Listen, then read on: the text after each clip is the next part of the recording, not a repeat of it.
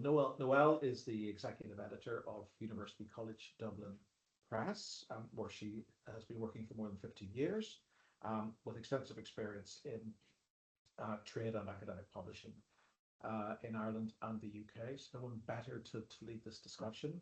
Caitlin is assistant editor at UCD Press, and she has degrees in English creative writing and publishing from DePaul University in Chicago. You've recently joined UCD Press, Caitlin, yes. What we're going to do is have a presentation from Noelle and Caitlin about UCD Press, what its mission is, its scope, something on its recent publications, and then we can open it up for Q&A and take questions, practical questions, more general questions about publishing in the Irish studies space, and see where we go from there. Okay, so Noelle, I'm going to pass over to you. Just going to stand so we're not swiveling our heads. Hello everyone, thank you so much for joining, and everybody online. It's lovely to be here. It's a beautiful autumnal evening and your campus looks gorgeous. I'm envious of your campus. Our UCD campus isn't as pretty. First of all, we're UCD Press. Don't be put off by the name. We were just saying earlier in our chat that sometimes people assume because it's UCD Press that it's UCD centred and it's UCD academics and it's UCD committee. Peter being on our committee now is a perfect example of how much broader we are. And we'll talk about that as we go through the slides, but we have a very international perspective and we welcome proposals from all universities and from all subject areas. Our bread and butter will still very much be history, politics, current affairs, social science, literature, but we have books, as you'll see here, and as we talk about our books and our successes in a myriad of different areas. But today we're going to talk about who we are and what we do and the type of books that we bring out, and we welcome all of your questions then. Over to you, Kate. I'm going to try and project, but I'm a little soft-spoken, so if you can't hear me, just shout at me. So Noelle just gave us a lovely introduction. So we've been in business for over 25 years. We have a wonderful backlist of over 400 titles, and we're based in the Humanities Institute in Dublin, of course. And of course, it's Noelle at the helm as our executive editor and myself as an assistant editor, but we're kind of what you would consider the front-facing people. And in reality, there's lovely committee editorial committee and management committee, and we also work with a spectrum of freelancers, designers, typesetters, indexers, all the works it takes to bring a book together. And we also, during busy summer and autumn periods, have interns. And actually, coming up at the start of next year, we have a rights positioning opening, so we're looking at broadening our international rights. So we're hoping to bring someone in to help us in that aspect. So like I said, it's not just us. There's you would be working with us a lot if you decided to publish with us, but there are a lovely bunch of freelancers to help us. And of course, so we have our editorial committee who reads through all the submissions, and then we have our management committee who kind of, well, deals with the management of the press. I forgot to mention, I think Noelle might have, but we're the publishing and print of University College Dublin. So, and we focus on academic and academic trade publishing. Yeah. Fantastic. Cheers. Okay. Yeah.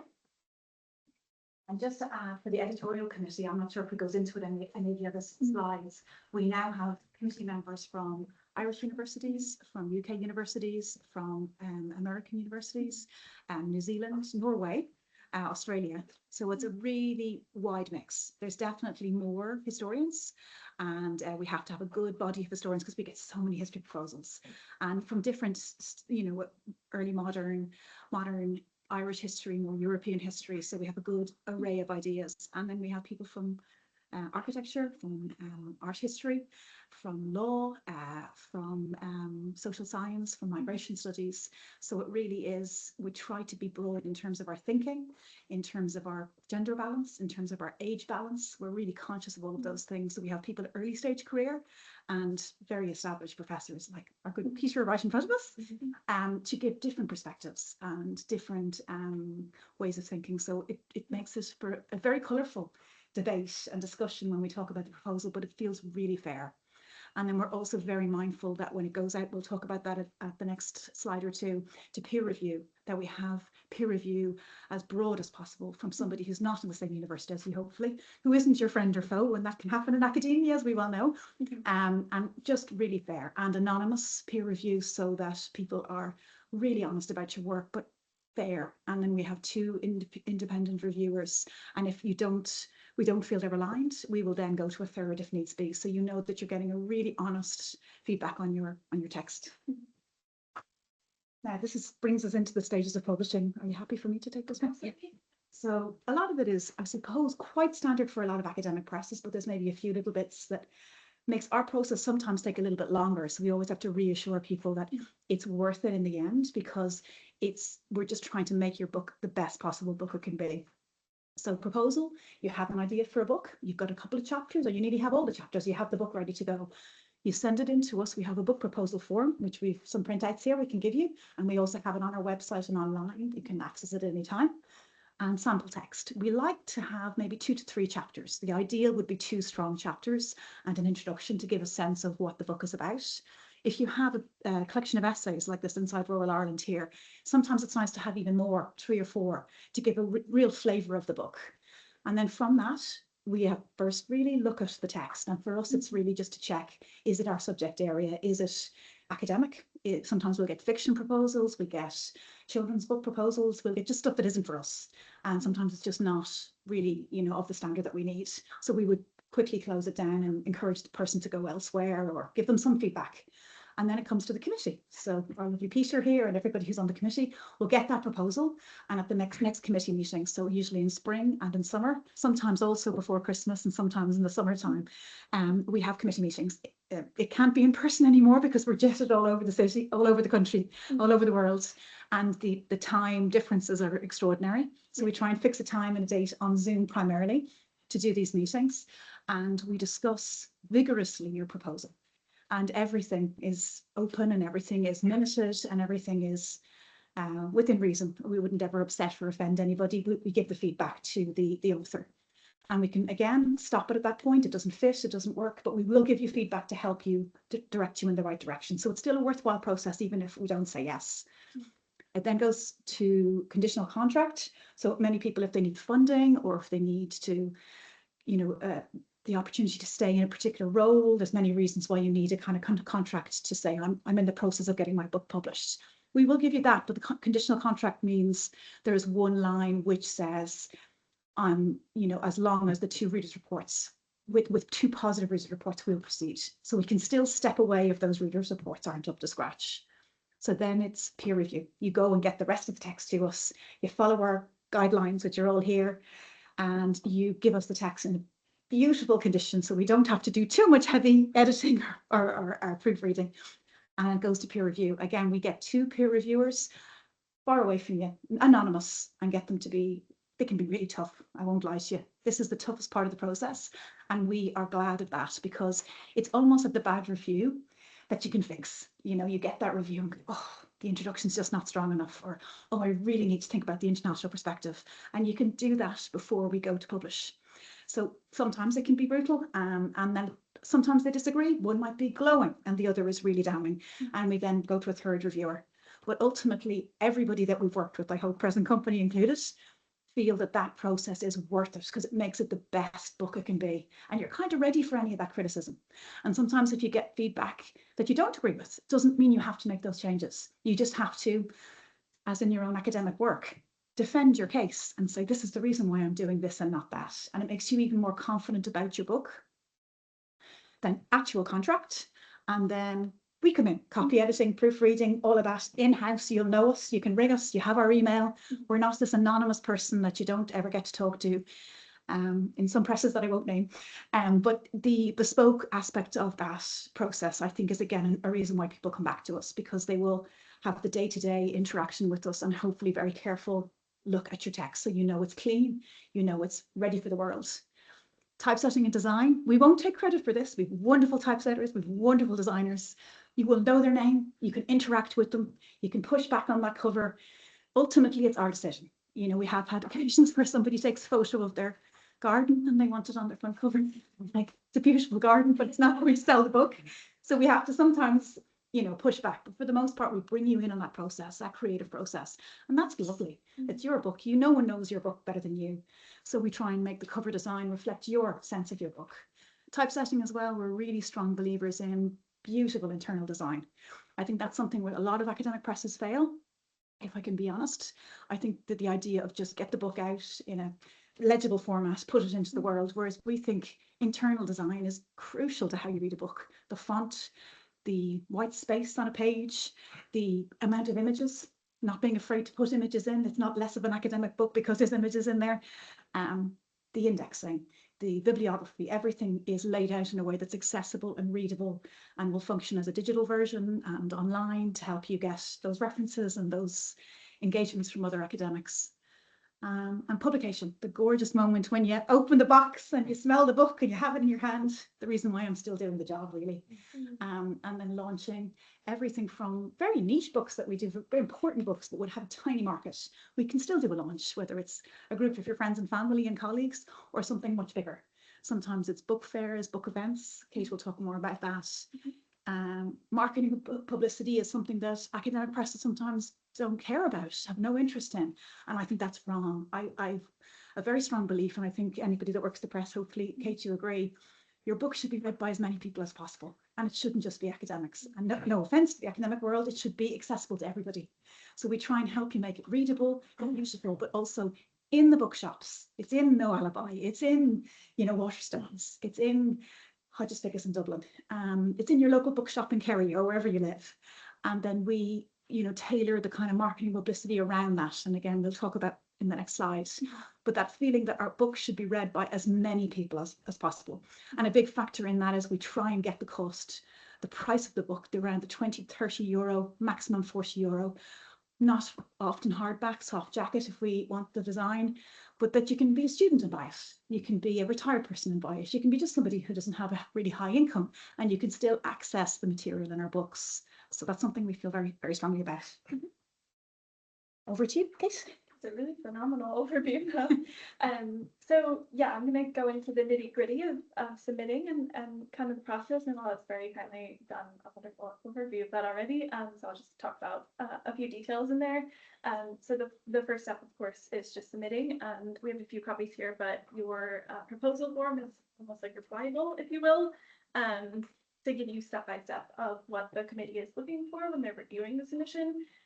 So when you submit a book proposal, you want to be very clear what the book is about, and what kind of field it's falling into, or multiple fields, interdisciplinary, why it's relevant, and who's going to read it. So, and that's not just limited to academia, as Noelle was saying.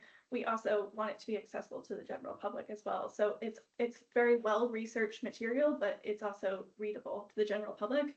And that really matters in terms of your writing style as well. So you want to take a look at if your writing is accessible to the general public too, and if it fits into our publishing program.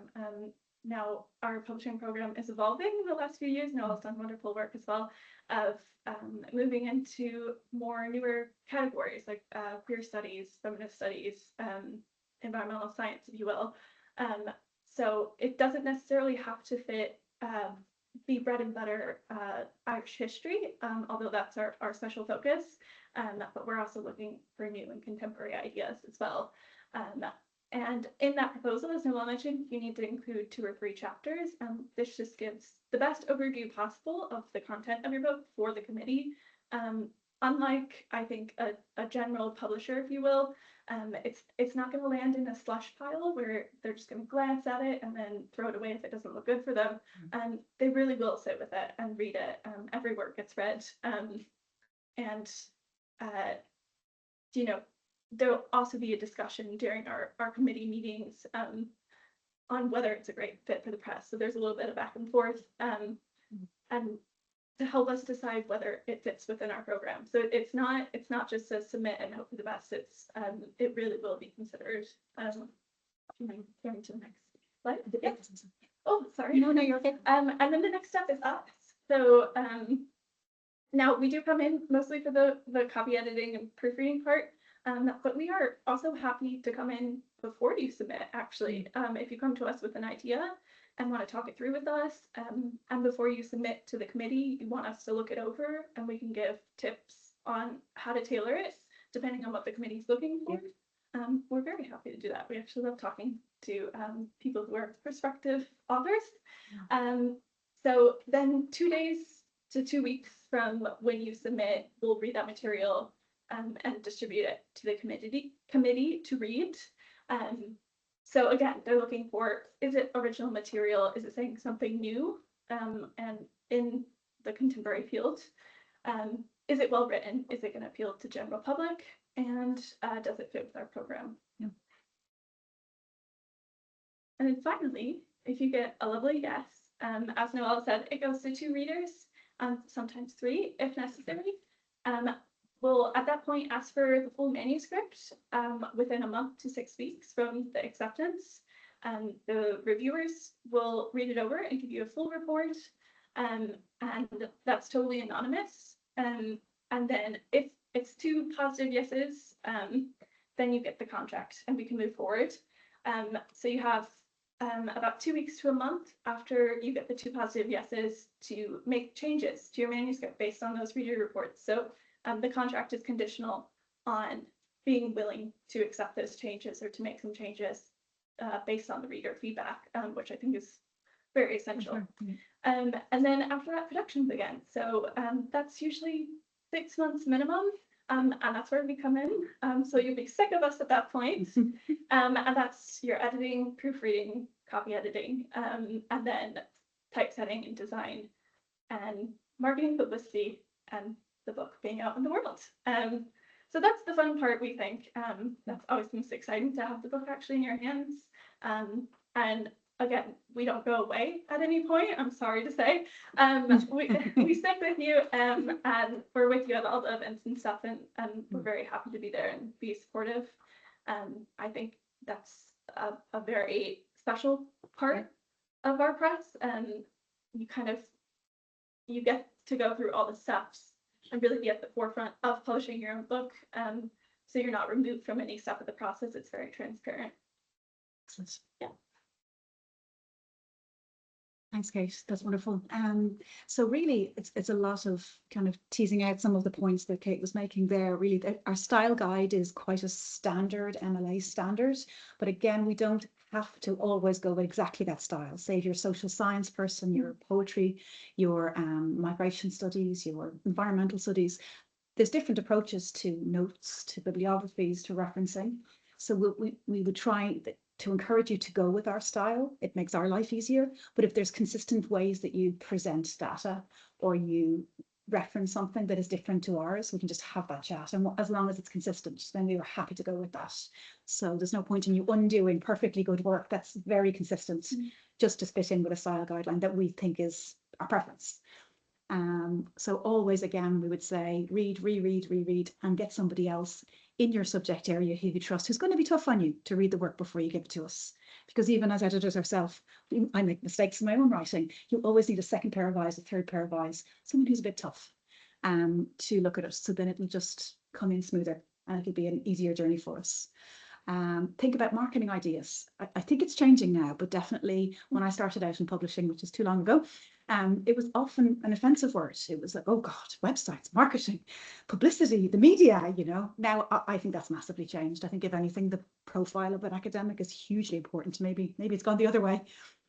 Some academics are projecting themselves all the time and then others are in the background. So we would have, be guided by you and how you feel. Some people aren't comfortable maybe doing podcasts, but are really comfortable doing an article for a paper. Others want a huge launch and they want 20 of them all around the country. Others want a small, tiny launch in their back garden. So we will tailor it, but we will always encourage you to engage with the media in a respectful way and not feel if you're not comfortable with a particular paper or anything, that's fine. But I think anything like talking history or, a good review in the Irish Times, the Belfast Telegraph, the Examiner does wonderful reviews now. The Sunday Times the Sunday Business Post do fantastic reviews. Back in the day, early days in my career, it was like you had to get the Irish Times review, otherwise you didn't feature. Nobody took you seriously, and obviously I think that was possibly wrong then. It's certainly not the case now. And I think a really good extract in the Examiner combined with the lovely piece in the Belfast Telegraph, a combination of hitting different markets and different people who might be interested in your book. Like a good example is After the Train, this book on really the feminist movement post contraceptive train, which is very appropriate to be talking about that here in Belfast. We had a lot of catching up to do down south then, and we still do in some ways. But that is the period during that contraceptive train period, which is written about a lot, and really repealed the AIDS, the abortion referendum in the Republic. And in between that period, loads of things happened, but nobody really has written about it. So it's a collection of essays by women who were a part of that period. And there's references to Belfast and to the north and the differences between north and south in that respect. So we had a wonderful piece in the Belfast Telegraph. And then we had a more appropriate piece in Books Ireland, for example, all about women in publishing. So they took, the appropriate, article or piece that felt relevant to their audience. So, we try and help you with that and see what you're comfortable with. And then it doesn't hurt the book. It doesn't hurt you. Your name is out there. You then might become a go-to for that subject in the media, which is obviously lovely for your career as well. So we get advice about courses, journals, and publications. We obviously don't ever forget about the academic market.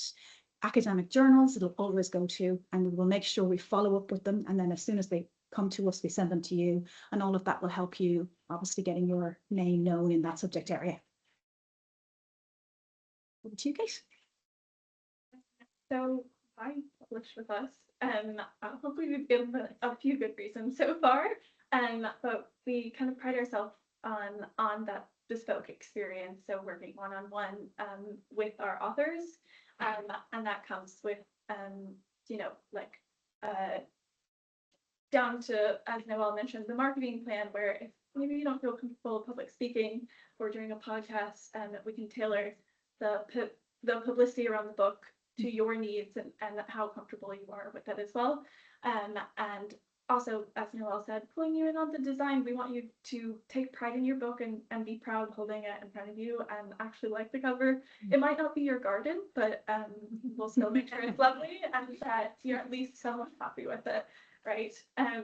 So that's kind of our push is the personal relationship that we build with our authors. We really enjoy it. I won't speak for yourself, but I think you do. It's the highlights. And then in terms of what we look for, again, we kind of touched on this already, and we have a few examples up here and at the table. But we are looking for, of course, a special focus on Irish studies, but a new angle or something that's fresh, filling a gap between fields, for example. And social science has been kind of a huge focus in the last few years. I think a few of these actually fit into that. And migration studies, queer studies, feminist studies, environmental science, and architecture as well, which we don't have an example, but walls of containment would be a good one there.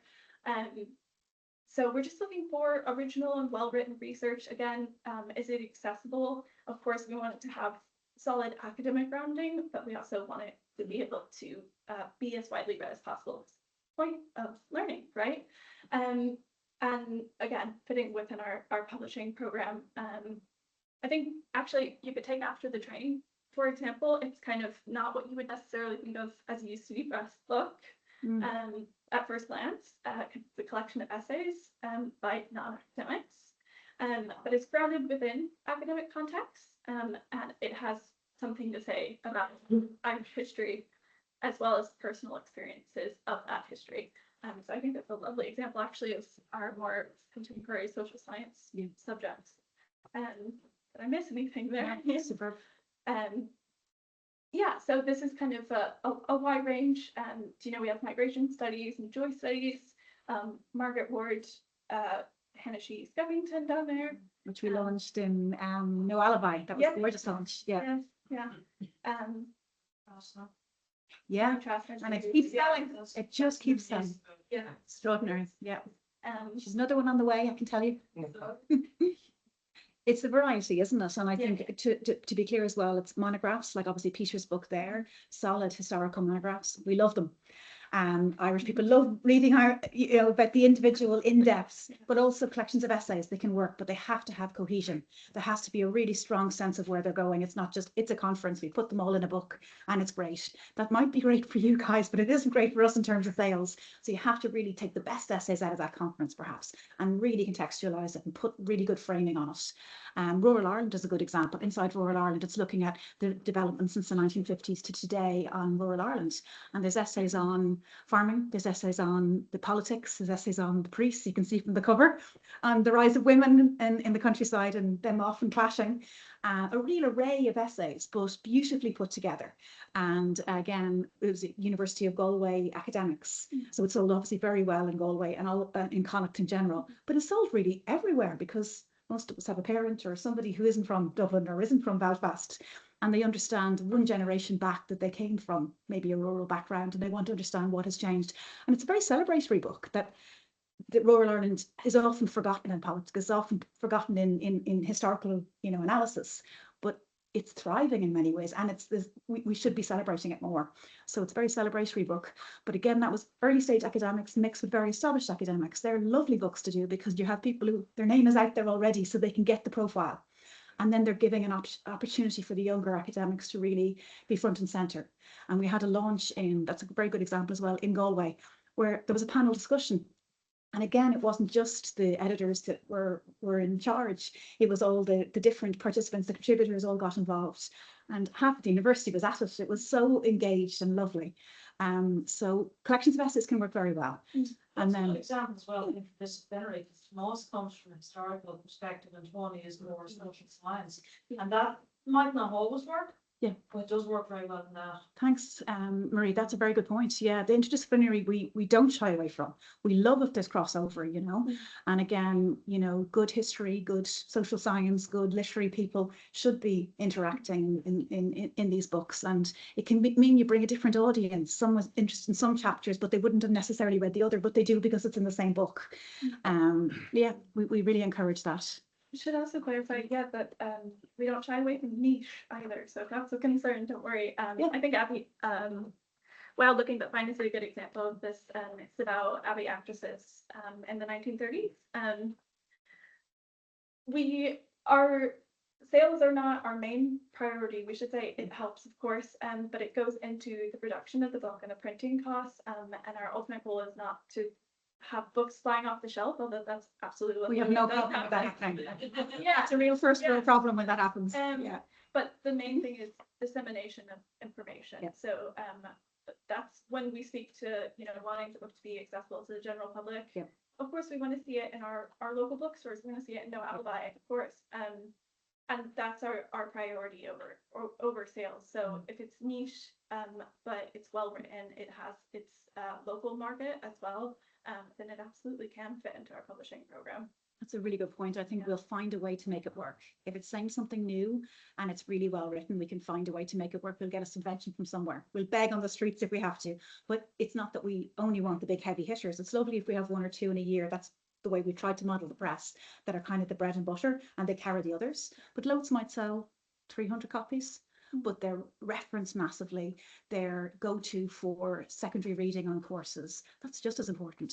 So it's research impact. It's, changing perspectives on things. It's pushing the bar and what we talk about and what we don't talk about. And then in the background, it's a bit of sales so that we can keep the press going and we don't get fired, You have to really, like when I go to the management committee meetings every couple of months, it's, we could make more money tomorrow.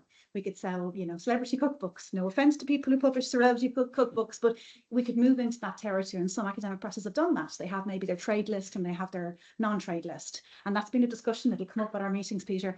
And we always say that give us 10 more, staff members and maybe we will do that. But it can sometimes dilute the brand, for want of a better word. And we have such a strong, I hope, brand of quality academic research that's also accessible to the general public, that it would be a shame to have to dilute that. And I think you can make academics accessible and readable and at a price point that people can reach. So you can do both. I do believe we try and do both. Yeah. Would you like to talk a little bit about the media? Or would you like me to? Sure. Yeah. I can lead So, and we've kind of touched on all of this, so forgive us if there's a little bit of overlap, but I think Noelle was mentioning, we have relationships with every major publication, Irish Times, of course, but also Sunday Indo, Examiner, Belfast Telegraph, which are all, Yeah, Irish News as well. yeah, which are all different readerships and might appeal to different audiences. So we try and again disseminate as widely as possible, so that your book is reaching as many people as possible in your research. And in addition to that, academic journals are also a priority. Of course, we're an academic press, so we promise we don't forget those as well. Although it's of course fun to be in the newspaper. Do you want to speak to the marketing plans a little bit? Yeah, I suppose we try and tailor it towards the book. I think for a book like yours, Peter, you do want that Irish Times review. You do want that Belfast Telegraph reference because it's, about a person from this part of the world.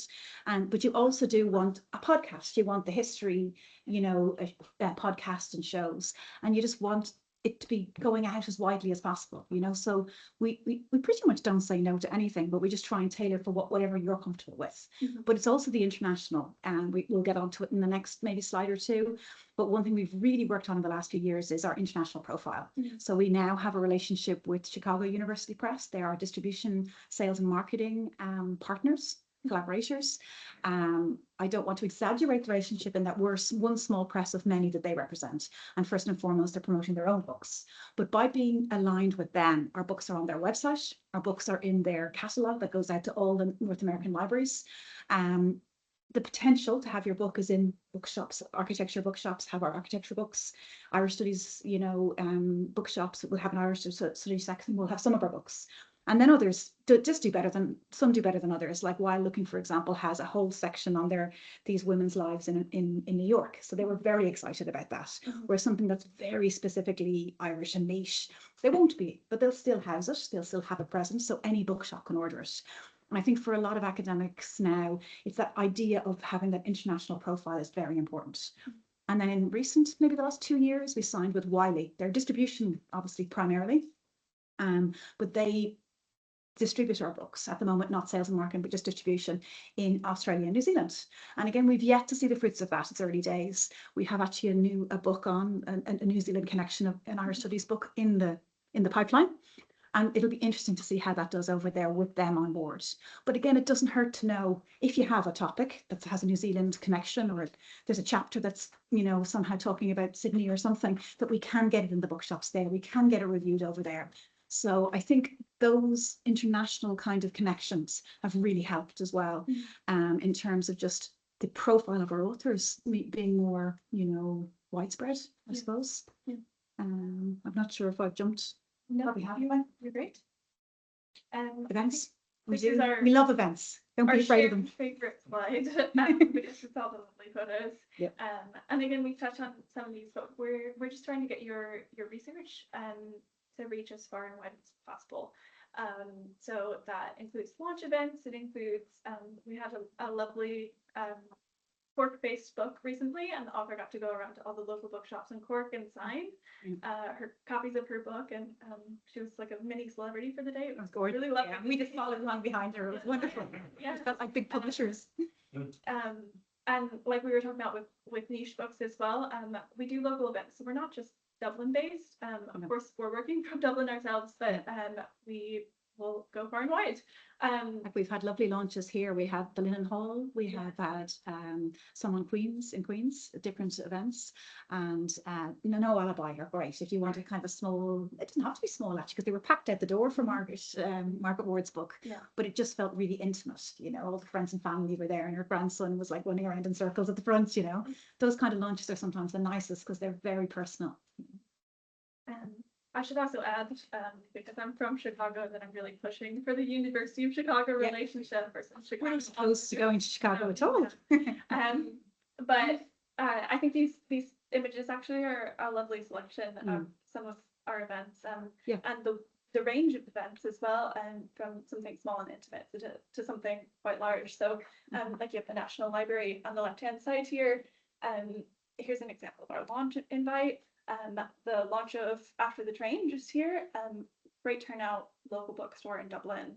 The absolutely. independence, yeah, we try to support the independence as much as Yeah, possible. yeah, gorgeous. And you'll notice that on our social media and stuff too. Like we really value building those connections within our communities. And that's not just our Dublin community, it also extends to Galway, for example, or New York even. So we're broadening our horizons. And then we have like an example of participating in conferences, but also book festivals and fairs. So this is an upcoming event if anyone's in Dublin. This really lovely panel between the author, one of the editors of After the Train, and Sinead Gleason are going to be speaking about the process of writing history at the Dublin Folk Festival coming up in November.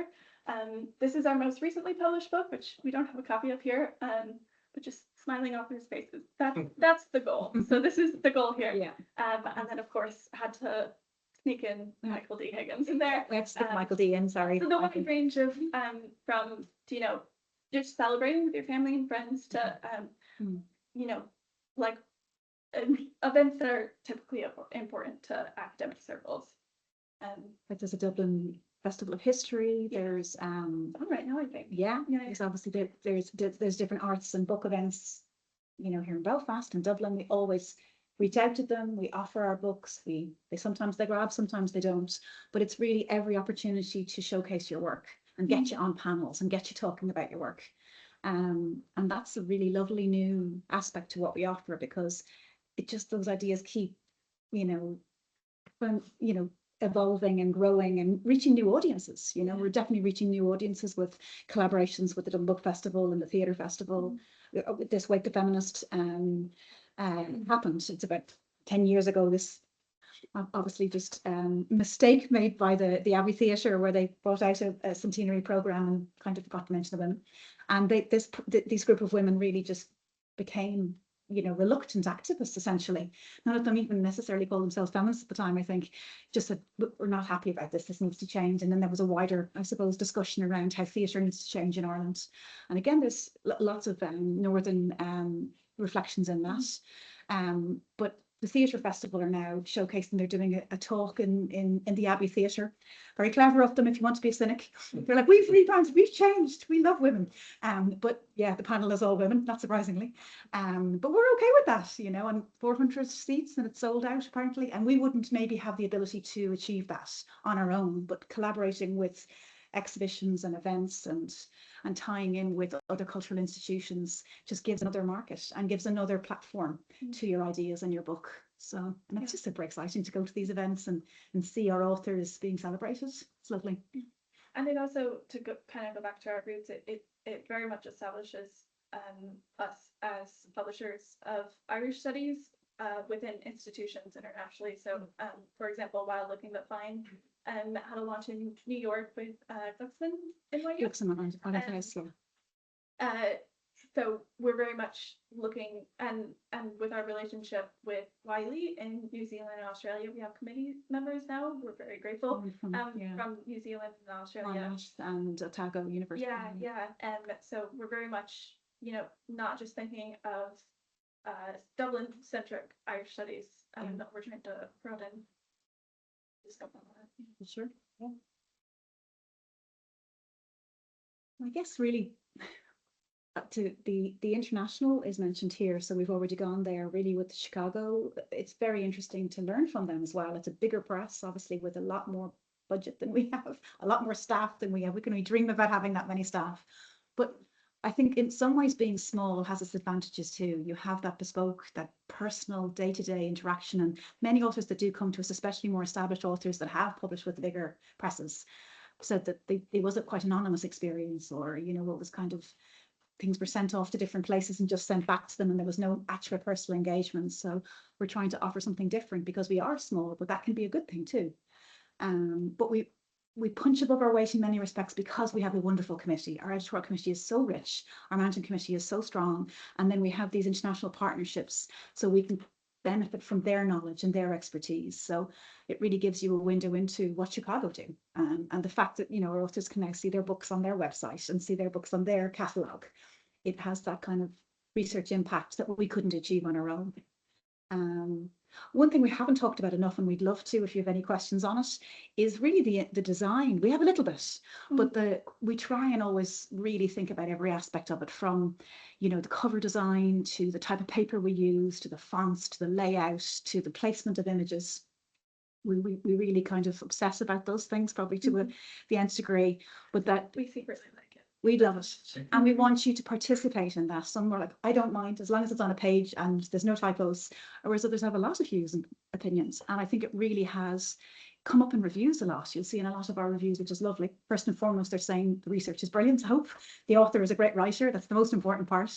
But then in addition, we'll often get that cover is very unusual or very original, or the layout is gorgeous in this book. And that's really compliment to obviously our freelance team that do the work and engage with you. But it makes for that kind of, it's a creative experience that you're having after you've written the words. Yeah, so that, I think attention to detail, I suppose, is one of the key elements that I hope people choose to come back. And you can see with a small selection that we have here, feel free to pick them up and look at them and ask questions about them. Like one of the big changes that I made when I came into this role was not specifically hardback and paperback. We always did a split run of hardback. And that was very traditional academic publishing way of doing things. The hardbacks go to the libraries, and the people who, you know, in the academic world that want a hardback on their bookshelf, and then the kind of paupers version for everybody else. Sorry to say it so bluntly. And my gut felt that's not really right. Should we all have access to the same lovely quality of design? So the soft jacket was kind of a good solution that we didn't personally come up with. We just saw it in other presses and we thought it was a great idea. So just to demonstrate there for you, it's basically a hardback design, but it's in paperback, but it's a thicker card, so it's more hard wearing and it can last and it can be on the bookshelves for years. And it meant we could reduce the price. It meant everybody had the same access to the same book, really. And then we can still do hardback as an option if people want it, but we could keep it around the 20 to 30. We found that kind of territory, as most people, you don't worry about it so much. I can afford €20. I can go up to 30. And then after that, you lose a lot of people, especially students, especially people early stage career academics, people in publishing. We aren't rich either, you know, but you want people to be able to buy that book. So we think about that in terms of like accessibility over profit. And we then have to find a way. Sometimes someone comes with subventions from the NUI or subventions from their department, but very often they come and they have no subvention, but we will try and help you find that. And that helps reduce the cost of the production. We're not in it for the profit. And then anything we make, you know, helps us produce the next book is kind of the thinking. Would you like to? Limited now, a lot of our recent books have been this kind of soft jacket with the flaps, but we're not limited to that. Of course, we also consider author's preference. And when there is subvention, that gives us a little bit more flexibility. Ultimately, we want the book to be affordable, as Noelle was saying. But I think, and that's the part that no one wants to talk about, but the funding, is crucial. And I did mention it for the events as well, but it really opens up the availability to look beyond further horizons than just your local events, and have multiple events. For example, we have a Kerry book coming up, so From Bullets to Ballots, and we'll have a launch not only in Dublin but also in Kerry, to appeal to the local crowd as well. And really a subvention allows us to go all out, if you will. Everyone gets a glass of wine or and it's support. So again, it's not for profit. It goes all back into the book and the production of the book. Obviously printing is the predominant cost. But also the chance to celebrate, like Waking the Feminist, for example, is a brick of a book. But it's still only priced at €30. We tried to keep it as low as possible despite the size and the production costs. Because it's very important for the information to be out there, the story of Waking the Feminist. And that was only possible through funding, through a subvention. Or it wasn't only possible, but it certainly we would have done it anyway. It made us, we could go to a greater level with the design and with the promotion because of the extra subvention, for sure. And again, even all the way up to the submission stage, we are there to help. So if you have questions about where to look for funding, for example, we're happy to help in that avenue as well. and filling out the forms. Nobody really likes that. Some people do like that. Definitely not my highlight of my job. But filling out those applications, we can help you. You know, that's at every stage of the process. We will. I need 20 images for this book. Oh, I have to go to this gallery. I have to go to that. We've often done it before, so we can give you a template, or we can give you the data that you need to fill it in to make it a little bit easier, because you're probably also researching or lecturing and doing a full-time job as well as trying to do this. So let us help you. But definitely a little bit of funding can make a difference. But we'll still make it work. You know, we will. If the writing is good and it's saying something that the press feels, you know, they want to get behind, then we'll find a way. And we do generally have one or two, the race horses that kind of carry the others, you know, they'll make the money and then others mightn't. But some of our books, lots of our books are actually very slow burn. They might be a couple of years of very modest sales, and then suddenly it's recommended on courses. Suddenly everybody's like, this is the book you have to have. And that's maybe something that we really feel it is certainly something we feel very proud of, because academic writing is a slow burn territory. It might take a while for the word to get out about this book. And it really is those journal reviews and those academic reviews that give it the weight then. And then it's like, oh, this needs to be recommended on all those courses. And we'll suddenly get waves of orders for books that are maybe 3 years old or 5 years old. It's an ongoing thing with storage fees in our distribution centres. Very boring part of the job, I'm afraid. But I always argue with them, you need to keep our books for longer, because a lot of our books are slow burn. And sometimes 20 years later, all of a sudden this topic becomes really important again and everyone wants a copy of that book. So yeah, sometimes the ones that sell very quickly at the beginning, they have a very limited shelf life. But we're not in that territory. We're often in the slow burn, building up the knowledge, building up the understanding about the content, and especially the journal reviews for you guys. It's, you know, that's where your community and the academic community are endorsing and responding to your work. And that doesn't happen quickly. It can be a year later, even 2 years later sometimes, when you get that review. And that can be much more important in your world than that Irish Times review that everyone feels is so important. And of the 400 plus titles on our backlist, Yeah. I think something that sets us apart, if you allow me to say, is the fact that none of the books go out of print. So we keep all of our books in print. Yeah. And a lot of our bestsellers are actually 20 plus years old. Yeah. And they just keep going. And sometimes we bring out new editions. And some of them have pretty ugly covers, so they're not Yeah. buying us. They're pretty. We're all our decision. Yeah. Yeah, it's the quality of the research stands the test of time. Yeah. So it's again, it's not for profit. It's to ensure that information is as accessible as possible. And then again, we don't have a slide on it, unfortunately, but we'll add one, is the digital. I'm sure lots of you will have questions about that. Are we interested in ebooks? Are we interested in open access? And obviously whatever way we can get your research into the world, we want to get it out there. But we also have to keep, keep the roof over the head of our little press. So the rule we have at the moment in our contracts is a year after publication, we will allow you to have the option of an ebook. And then we will allow maybe a chapter or a section of the book to be in open access, and then revert back to our website to hopefully buy the book. And then over a certain time, once we've covered our costs, then we're open to being available in any format. And that's kind of the middle ground we've come to, because it's not about profit, it's about getting your research out there. But we also have to make enough to cover the costs and maybe make a little bit for the next book. And most authors are very happy with that. I know a lot of American authors want immediately open access. And I think there's a lot of pressure from their universities to do that. And I totally understand. It's research output. It's getting those references, getting that engagement with your work. And we don't want to block that from happening for you. But we just also have to, at the end of the day, make some amount of money. And usually if we've done the maths right, we can, within 1 year, we can break even on most of our books. And then after that, we just want your book to be available everywhere. That's might answer somebody's question. Yeah. Oh, if you wanted to talk a tiny bit about the most recent titles or anything, would you like to? Oh, sure. Bullets to Ballots was your baby, so if you want to Sure. talk about that. Yeah. So another example of a niche title. It's about politics and engineering in Kerry after the Civil War. So kind of 1923 to 33. So very niche. But it kind of goes into all the ins and outs of the political climate during that period.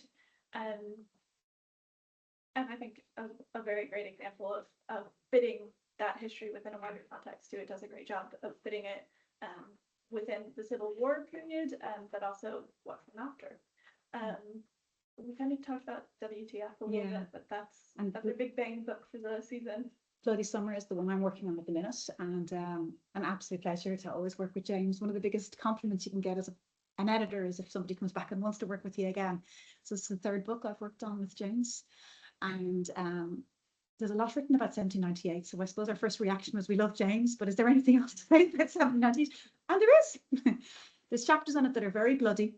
It lives up to its title and data heavy. And then there's just the contextualization. There's the looking at what was the causes, what were the consequences, what was the really like driving force for these people to just rise up. And it's just beautifully written. And I think it's one that can be accessible to anybody. Like I always think of my dad, he gets very upset that I reference him so much, but he's the armchair historian. He didn't study it in college. He's in a different field, but he loves a bit of history. And you can give that to my dad and really enjoy reading it because it's kind of meaty. It's, fast paced. It's, I don't know, who doesn't love a big, violent war story with an interesting outcome, but at the same time, it's grounded in wonderful research, extremely well referenced. So I hope the academic community will embrace it too, and we'll see it as genuinely a new history. So that's one that would be our bread and butter. You'd imagine it could do very well as a Christmas book you buy for a family member. Also, hopefully referenced as, if we're doing a course in 1798, this is also going to be secondary reading. We believe it could do both, and it's just lovely to work with an author who's, so enthusiastic about a subject. I can talk about talking heads as well. Oh yeah, please do. We actually haven't touched. We have our own biases on the subjects, of course, and the pleasure of working on our poetry series. It's a relationship with the Ireland Fair of Poetry. So it's Queen's, UCD, and Trinity. Yes, combined. Yeah. So that's a 3-year cycling position, and this last iteration was Paul Muldoon. So I had got to work with Paul Muldoon's speeches that he gave at each of the universities, and we bring that out about every 3 years, every time the position rolls over. So that was a lovely collection. Diving into kind of my English background and working with poetry again was lovely. And then we have a little bit more of our bread and butter history. So we have a couple of series which again might be of interest to anyone who is thinking of writing or coming to us with a proposal in the future. We've a Life and Time series. So the one on the left there, it's Garrod Fitzgerald, and it's basically small biographies of important people. I don't know who gets to say who's important, but people of note in Irish history who often there isn't enough material maybe for a full length biography, or they were a little bit sidelined in history, or they were bringing them back into the fore, that type of thing. So, but they're lovely 30,000 word biographies. It's called the Life and Time series, and its series editor for many years was Kieran Brady. And he's very kindly still continuing, even in his retirement, to give us advice and support. And it's going to be handed over to Anne Dolan in the new year. So we're going to bring in Anne's perspective, which is wonderful. But again, if you're in this, Irish studies world and you're writing something and it just isn't maybe, you can't go deep enough, or there isn't enough material there for that 80,000 word biography, the Life and Time series is wonderful for that. And they sit very nicely beside each other. And again, secondary reading on courses and that. And then this, you'll see the letters from an old Orangeman, is our classics of Irish history. And again, it's something that we don't actually bring out too many of them anymore, not because the series isn't wonderful, but thanks to the digital world we live in, the Google, scanning of books, a lot of these are now available online for free. And that's not a bad thing. You want the material, the older material, to be accessible to all of you so you can write great books. But it kind of did kill that series to some degree. So now and again, we still bring out the odd one. And it's a text or a collection of essays or letters in this case, saying something interesting, controversial, radical, that would be, original text from a period that would be great reference for you doing your studies. So you might be doing some study on the Orange Order or something, and that's original writings by somebody who was in the early stages of the development of the Orange Order.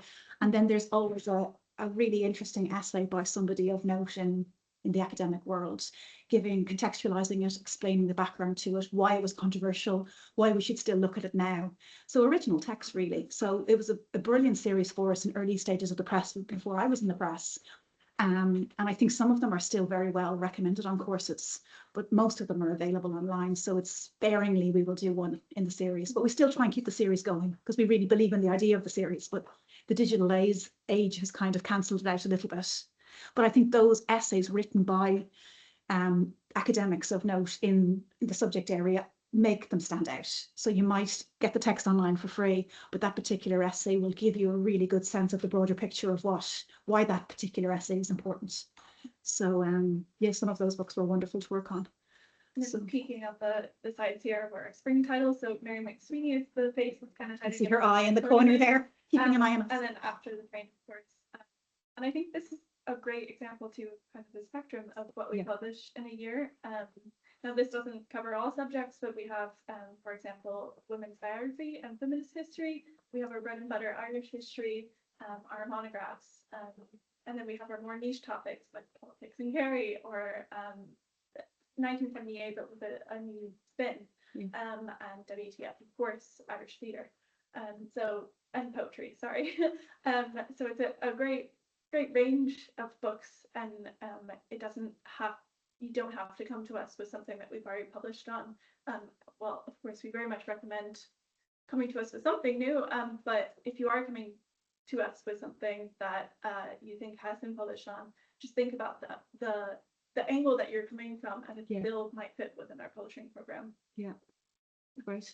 I would love if there were questions, and if anybody wanted to ask us anything about the presentation or books. We have 2 authors, not to put them on the spot, in the audience. And I found in some of these talks, it's really lovely to ask the publisher, but also sometimes ask the author of their experience. So we'd love to open to the floor, really. And thank you so much for listening. We ramble. I certainly ramble. Katie, you were much better a little bit. So thanks for your patience in listening to us.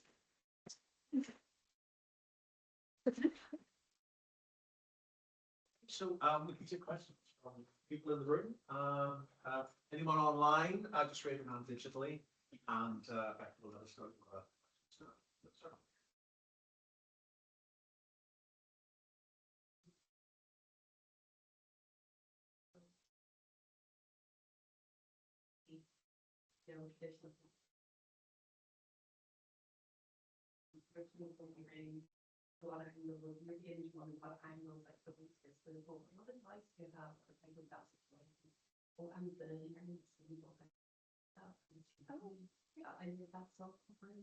Oh, thank you for that. Yeah, thank you for that feedback. Yeah, it's a big question. We do another talk, or maybe if we're invited back, if we didn't do too bad in this one, about turning your PhD into a book. I suppose the first thing, not to be negative, to say is that not all PhDs should be books, perhaps. Some are, as they should be, very niche, very specific, very zoning in on a very specific area, or, an angle that makes a wonderful PhD, but it doesn't necessarily translate into a book. And that's the first thing to say, maybe a negative point to start on. But I think if you can broaden what you've researched and bring in that kind of international perspective, or place it in a wider discussion, I think it's really just broadening the language that you use and how you present. It's topping and tailing is a big factor, how you introduce the subject and how you conclude the ideas of the subject. Getting rid of all that PhD language, it's very much the manuscript, the essays, the subject matter, using book essays, making sure the material is more accessible. But then thinking, as we try and do when we edit your text, writing in a way that's accessible, always thinking, can somebody who hasn't studied this subject understand what I'm saying here? Do I need to add references to explain the background and the context of this? Very often there's assumed knowledge in a PhD, which you can't have in general market books. So you're always adding references or contextualizing things to just not assume, without patronizing people, not assume there's that knowledge there. But I suppose the big thing is do you think there's an audience for it wider than your PhD, supervisor and a handful of people? And there's nothing wrong if there isn't. It could make an amazing journal article. It could make multiple amazing journal articles, and it will still help your career. It's the market, to for want of a better word, is very important. But I think if you have some material converted into a more book-like format, come to us and let us look at us, and we can give you feedback. Just to say, Bullets to Ballots is a great example of PhD turned very good point, into a book. And I know a lot of the work that Owen O'Shea is the author, a lot of the work that Owen did behind the scenes was even adapting his writing style to make sure that the language was able to be accessed without necessarily the broader context of doing a PhD. So that's a Very great good point. example. Yeah. And I think also how you present it, see, even the contents page, you're grouping, you're thematically presenting, you know, so it might be like, oh, I'm interested in the early life of this person, but I'm not so interested in their career part or whatever. You're grouping it in such a way that it's as accessible. Then it's the referencing, and I think the index, the additional material that you put in to make that material accessible. But I think it's the writing and it's the general presenting of the idea and knowing if the topic might have a slightly broader appeal. And I don't think all PhDs should be books, but at the same time, we're open to having that discussion with you and giving you feedback and advice. Yeah. Welcome.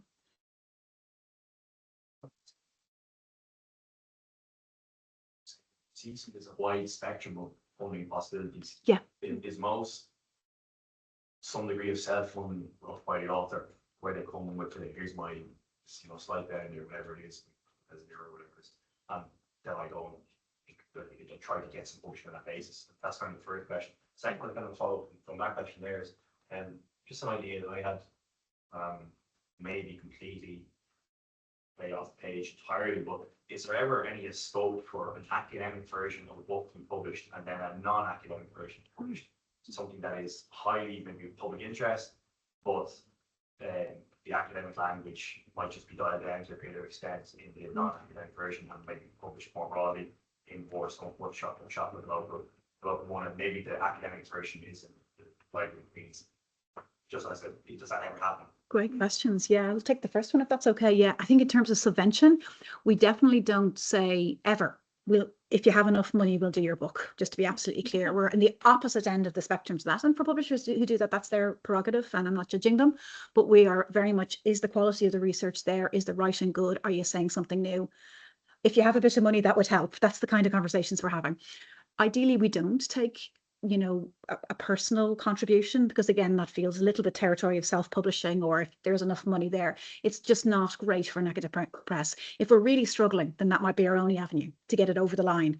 But ideally would be maybe your department, the school that you're teaching at. If it's kind of literary, maybe the Arts Council, Northern Irish Arts Council and the Arts Council in Dublin are quite generous if it's a literary type of topic and they know it's very niche. NUI funding. Any of the NUI universities, if you're a recent graduate and researcher, you can get some amount of money. It's often a couple of different pots. You might get a little bit from NUI, a little bit from your department, and then we go splits on the wine. We'll do something like that, I know it sounds very mercenary, but we don't like just take your money and then produce your book, never. I hope that answers your question. It's a wide spectrum. Wide spectrum, and we give you an array of options and we would help you with those applications if you need us to. Yeah. And we usually be very clear about what we need to really get it over the line. We do an estimation. It's hard to estimate how many sales you'll have in a book, and the costings, we can do a good costings. And then if it's maybe 30% of that is covered by you by some subvention, it means we just don't have to sell that many copies to break even. Yeah. And then the second question, I don't know if anyone wants to jump in, but I'm happy to try. And I've never heard that done, actually. I've heard people either go just totally trade book and forget about the academic language and remove it completely, or just accept that it's an academic book and go to a niche or very specific academic publisher, maybe in a series or something, and then have the kind of support of the other books in the series to help it along. I don't think it's a bad idea, but for a small press like us, it's not realistic. We wouldn't be able to do two versions of a book. We wouldn't. But it's an interesting concept, and I'd be open to a bigger press maybe trying it. I suppose it does.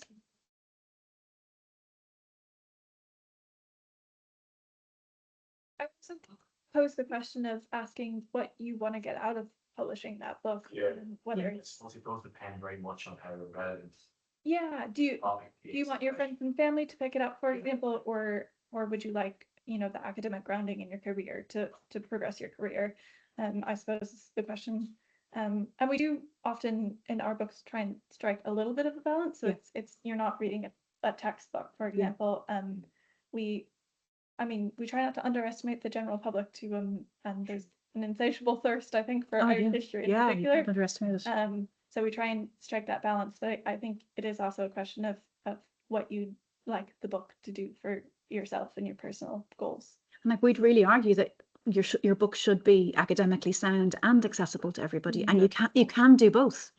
You can, it is possible with any of these books to do both. Like an everyday, I just like to learn about what's happening in rural Ireland, and I want to read that, and I'm friends with the guy on the cover, and I want it. And equally, I'm an academic in rural Ireland studies, and I'm an expert on the subject area. Do I agree with this? Why can't you do both? We've gone that direction with the press, but I don't necessarily think it's a bad idea. It might work for a bigger press. I think another example of that too is like I just thought of like footnotes, for example, can be quite off-putting for a general reader maybe. So we make adjustments with that in mind. So instead of having your notes at the end of the page, for example, they're in the back of the book, so that it's not necessarily imposing to your general reader. Yeah, that's a very good point. There's lots of that like additional matter, which is crucial to an academic book, and anyone researching and wanting to know more, and where did you get that quote from? I need to look it up in the library. And equally, your everyday reader would actually find that off-putting and think, oh, I'm reading a textbook. But you can actually still have it in the book and separate the two, and it's still, you read the first part of the book if you're the general reader, and then you go to those notes if you're the student trying to learn more about the subject. Yeah. Thank you.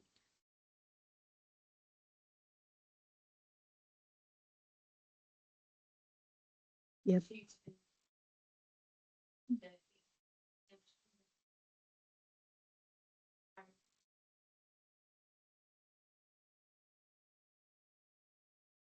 Teaching contract with, and I was just like, it just didn't happen. And so, yeah, how much flexibility? I think that has to be amended. Looking at it, as Kate was reading it out, I was like, that's a really fast turnaround. Those are the goals, but we're certainly flexible. Yeah. We've books that have come several years later. I'm not looking at anyone in the room, and they're worth waiting for. But of course, ideally, if it's in the publishing program and we've promoted it or advertised it in any way, we don't want to be, embarrassingly changing the dates.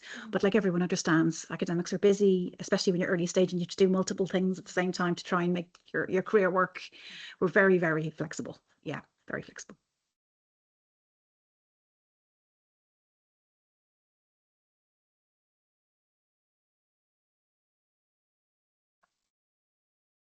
Thinking about ecos in more than just my research. It's just something that, and also being a publisher in a totally different field of poetry and translation for 20 years.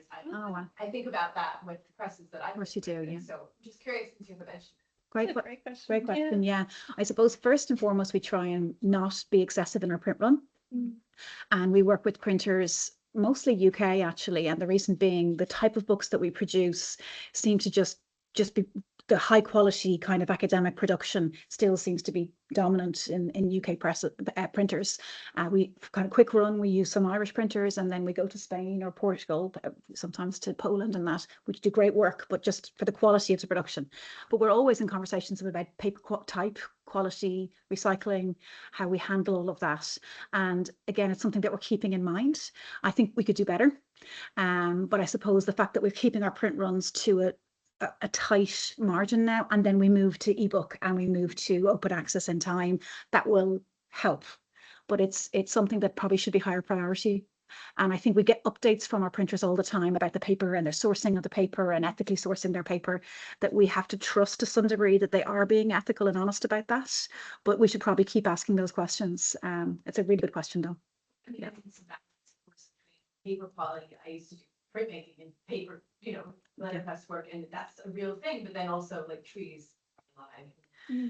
So thank you. Yeah, I think that also goes into kind of, as Noelle was saying, the print run, but just the fact that our books don't go out of print.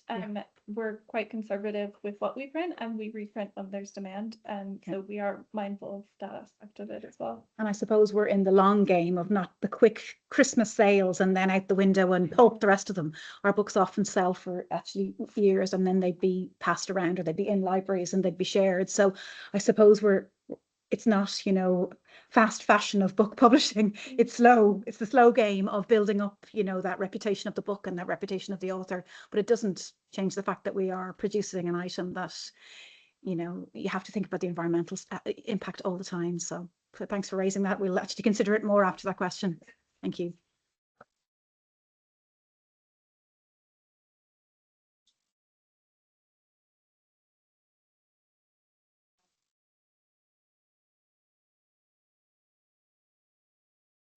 you actually have to, there's a lot of demand on the actual printers. That you kind of have to, you're in a queue. Yeah. With printers, and you have the timing can be very,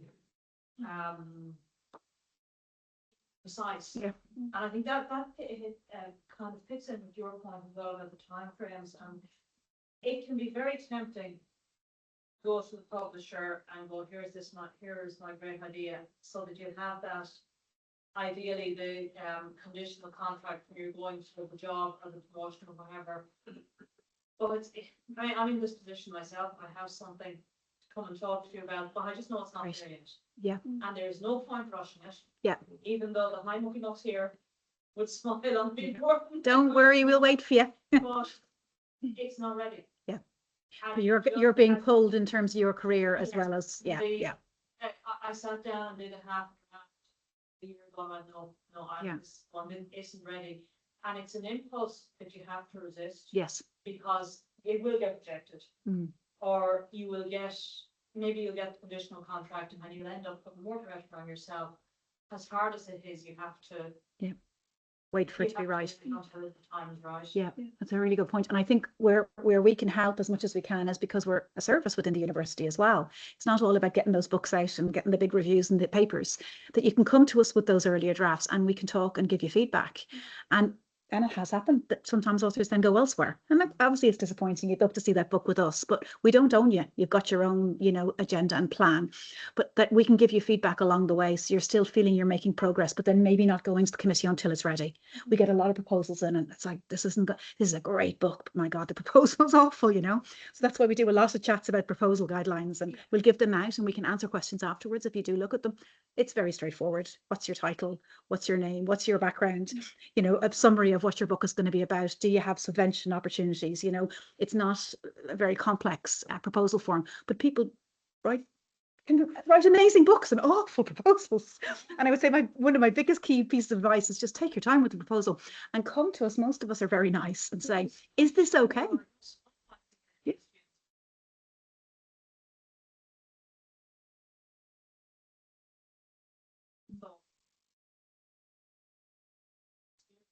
People who are more than willing. Absolutely. Yeah. And use that experience. Yeah. And I think that, come to us and say, it's not ready yet. And you're welcome to, if you want to, Maria, and have a look at it. And we give you feedback and say, come back to me in 6 months or whatever. But it doesn't have to go to the committee until it's ready, because the committee are obviously all very busy academics in their own right, and they don't want unfinished proposals. And sometimes something doesn't get over the line because you forgot to fill out a section, or it looked half-hearted, but the actual text is brilliant, so it's an awful shame to miss the opportunity just because the proposal's rushed. Yeah.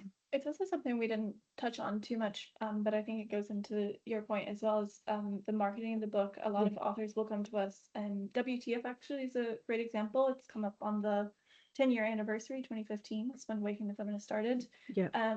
They came to us and were very keen to have a book out in 2025 to celebrate, the decade anniversary.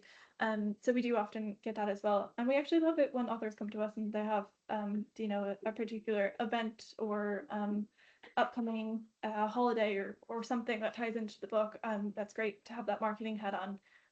But we'll also be very realistic with you on what we can feasibly do. Some books are a lot quicker than others to get out, and it does depend on forces outside of our control, such as printers.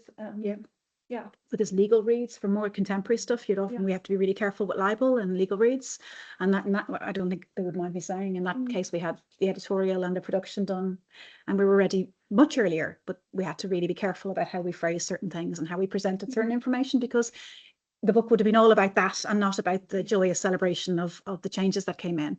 So there's lots of things along the road. As much as that 1 week thing isn't realistic for you, equally it's not necessarily always realistic to say 6 months. We usually say 6 months because that covers us for a standard book, that there isn't multiple libel lawyers and massive rewrites. 6 months is more than realistic. It might be 2 or 3 months. Yeah. But then there's times when there's little bumps on the road, including printing delays, paper delays, things like Brexit, and obviously the horrible state of the world blocking us, where we can get paper from. There's major problems with getting paper, And that's really also to say that we're not just putting you in a queue and forgetting about you. We because we're so small, we're possibly juggling a few books at a time. Yeah.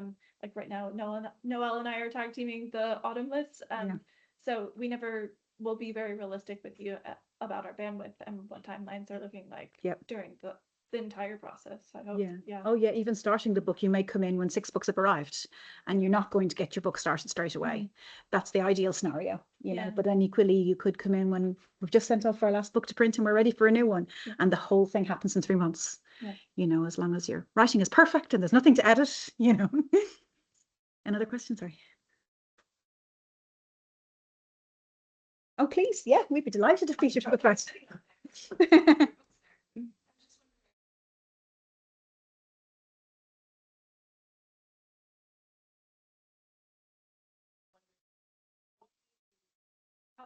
Experience of writing something that has such a larger market, working with UCD versus another publisher who might stick with another writer who might go with a different publisher, knowing that book has that kind of movement across different accessibilities.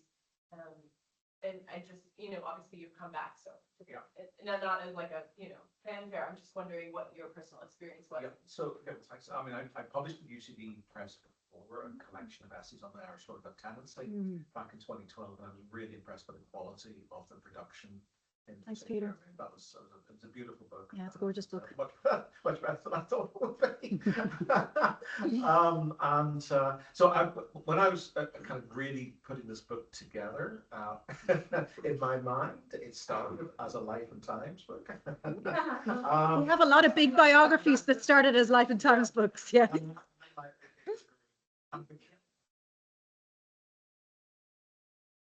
Yeah.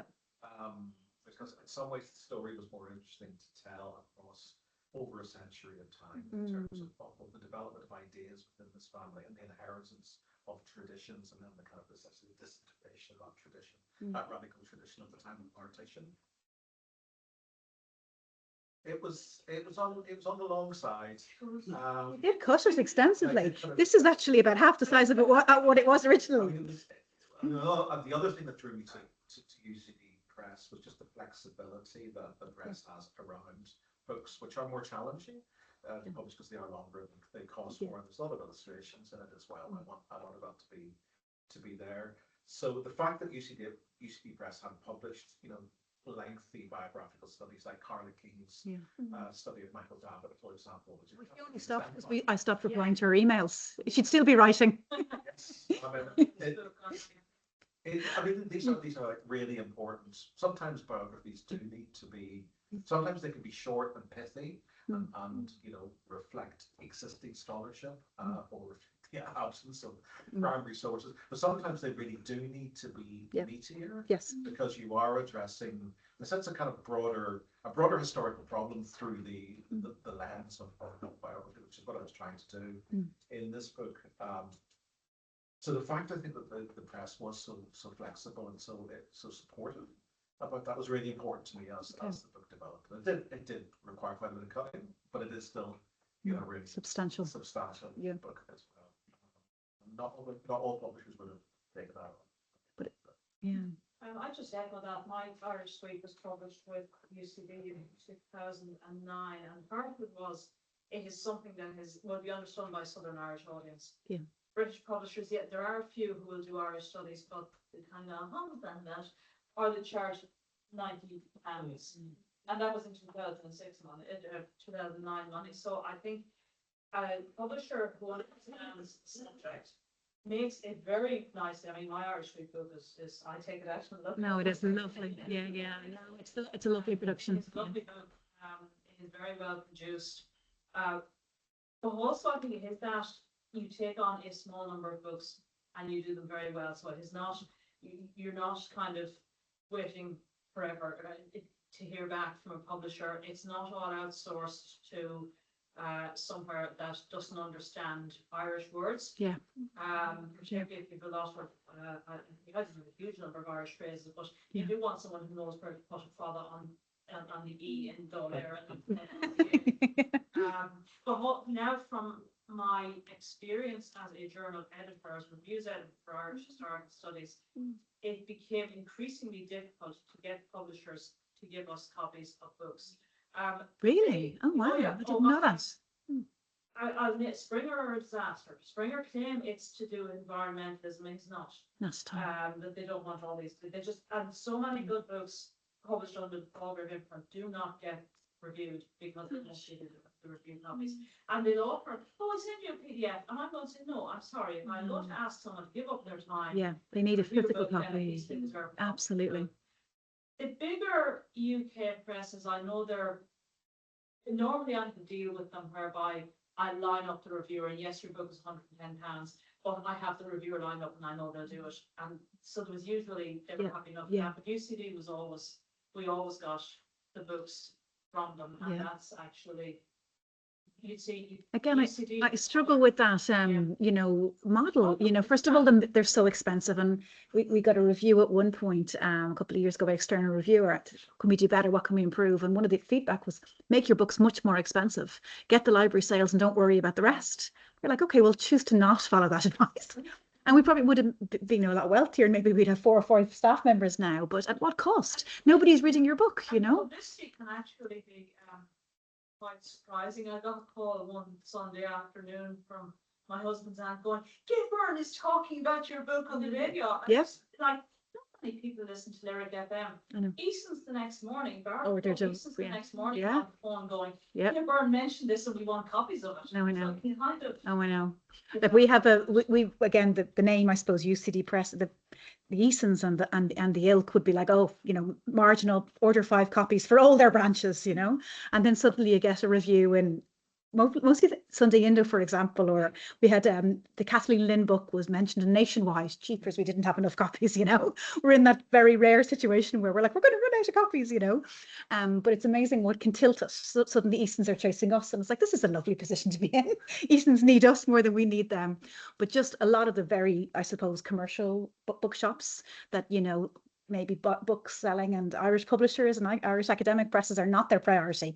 You won't see our books there. So that's one thing we have to be honest about. But the independents love us. The Waterstones here, No Alibi, Hodges Figuses, even though they're part of Waterstones now, they still have an individual kind of identity. But all the independents do.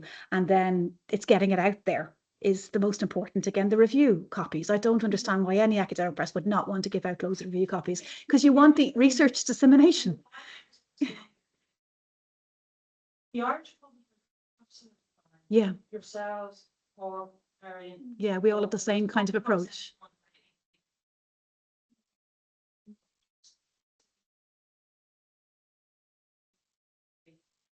I can understand if not sending most of our in front of your review. For sure. You can promise them that you Yeah. have your lined up for time.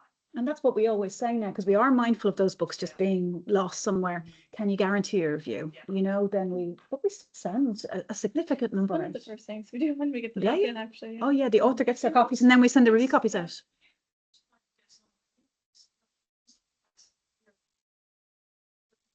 Send all these books which you don't want and you're not giving it to more.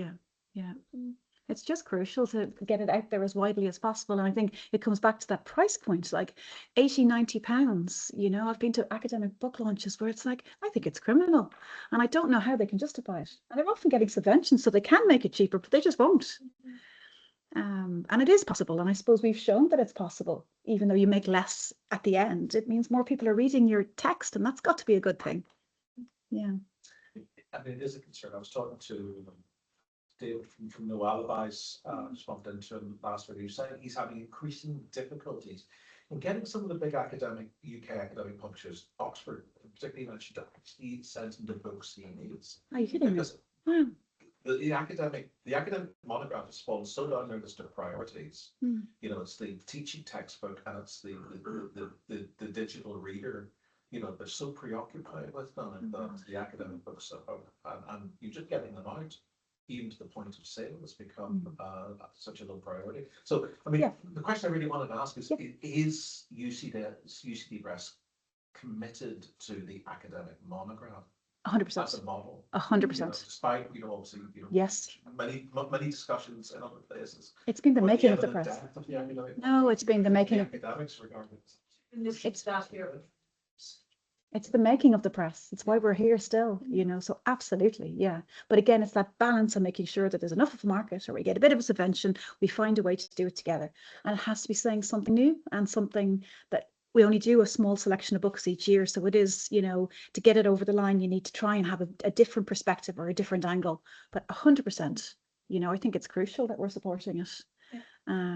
You know, and the book form still is alive and well. It really is. People still are buying books. And again, it's reducing print runs, having them available everywhere, and then turning to the digital and the open access or whatever's coming in the future. We have no problem with that, as long as, you know, we have enough copies that can satisfy you and the endless appetite for reading physical books, which I hope doesn't end in my lifetime anyway, or I'm out of a job. I was just gonna ask really briefly, you kind of followed up on that question of what if 2 out of the year, you know, go off the charts, nieces are in you looking for more copies. Yeah. And you know, I imagine there's no 2 contracts are the same. But how does that work? If like, Yeah. where does the finance break down if the thing Yeah. goes over proportion? Great questions. The offer Yeah. you're Do you want to do the talking royalties? the institution price the. I'm sure it's ever.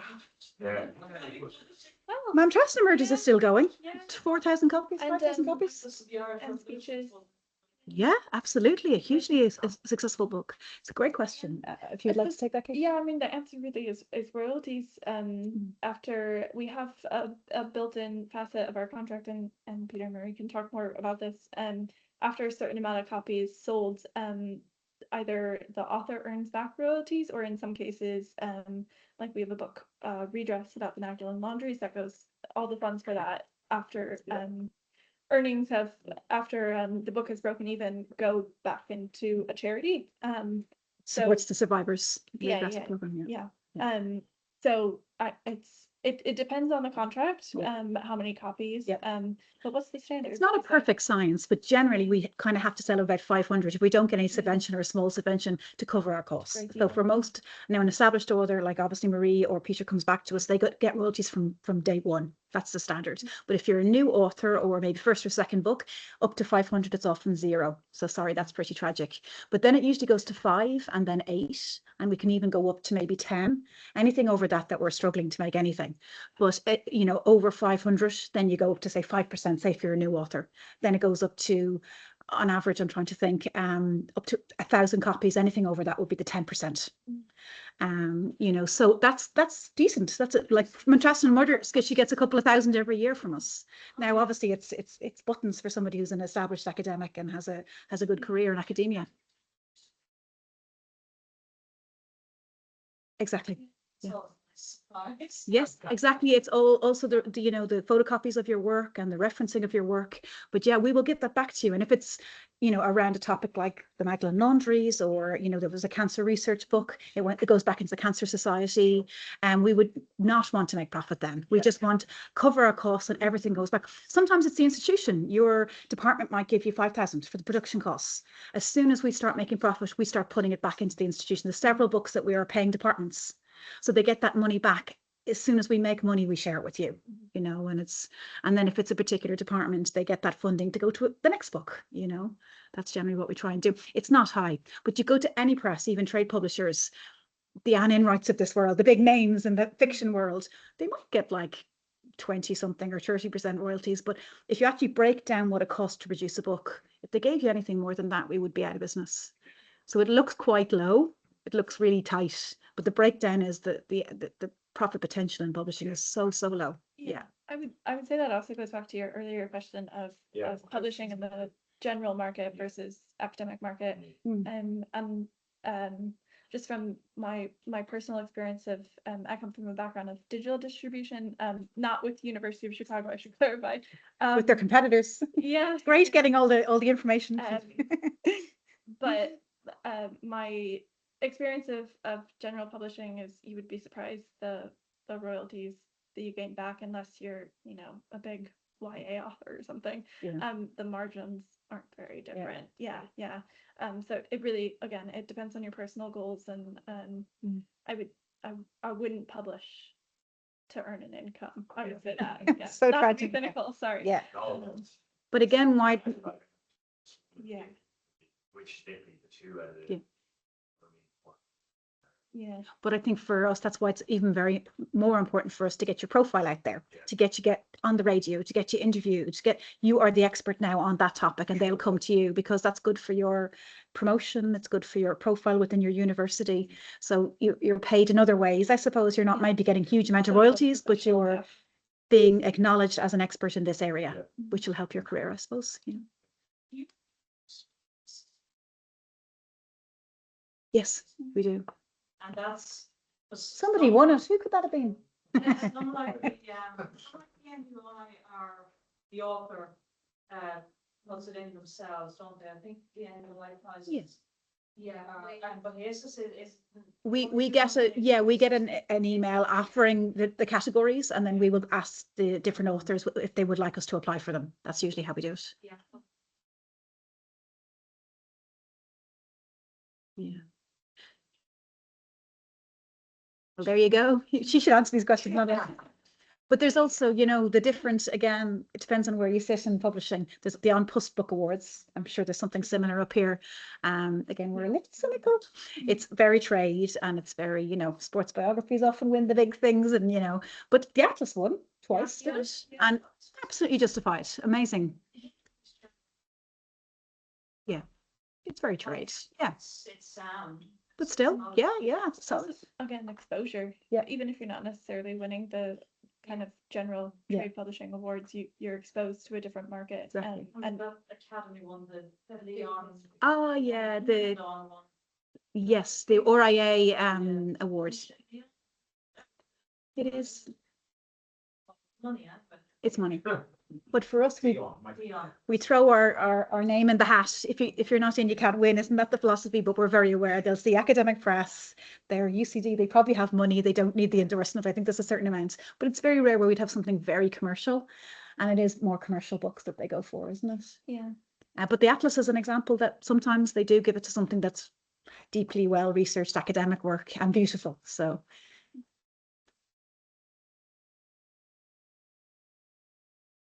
Oh, okay. Oh, very good. Yeah. First of all, you've got to book published. Yeah.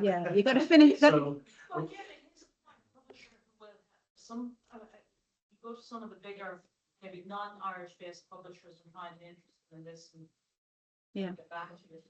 So I think that sort of a publisher who has a finger on the pulse there, knows what journals to send it to, what Yes. prizes to enter for. Yeah. But I think from beginning to end, from the chat about what you're writing and whether that proposal is a good proposal, to long after the book, I hope you feel that Peter and Marie, is in the bookshops and we've moved on to the next list. We still are there for you. You still come back and go, can you put that in for that award? Or, I'm applying for something over here. You're always going to be our author. And I suppose that's what you can do when it's a smaller operation and the authors really, really well. Within reason, obviously, we have a capacity a lot of the time, but we always try and help because it's all about your book and your ideas and your profile being put out into the world.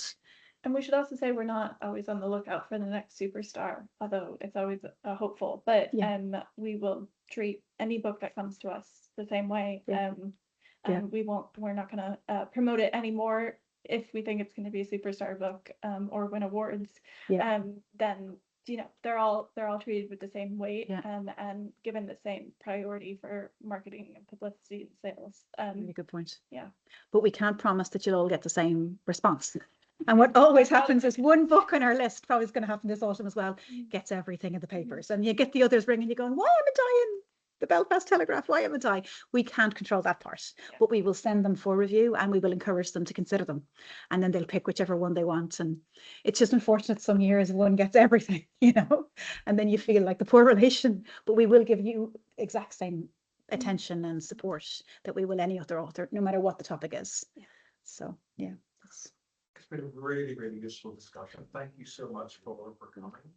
And you can hang around for a few more minutes to take any. Oh, of course, absolutely. Yeah, for sure. Copies of the style guide. Style guides and that proposal forum that we can help you with. But also, if you think of questions afterwards, just all the details are on here and here, and we'll happily answer any questions you have. And not necessarily that you're going to come to us, but just if you have questions that sometimes people say, I'm approaching another publisher and I've had this experience, and we're happy to give you feedback. Yeah.